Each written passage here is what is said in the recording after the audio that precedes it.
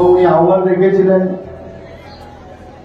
2022-এ সেই 15ই আগস্ট স্বাধীনতা দিবস উপলক্ষে, সেখানে উনি প্রথম এই ধরনের প্রোগ্রামের আবেদন রেখেছিলেন।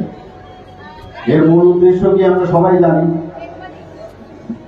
যে যারা আমাদের এই দেশকে স্বাধীন করার জন্য বলিদান হয়েছেন, প্রাণ দিয়েছেন, বা যারা এখন আমাদের এই ভূখণ্ডকে রক্ষা করার জন্য প্রাণ দিচ্ছেন, বলিদান হচ্ছেন, শহীদ হচ্ছেন, তাদেরকে সম্মান দেওয়া।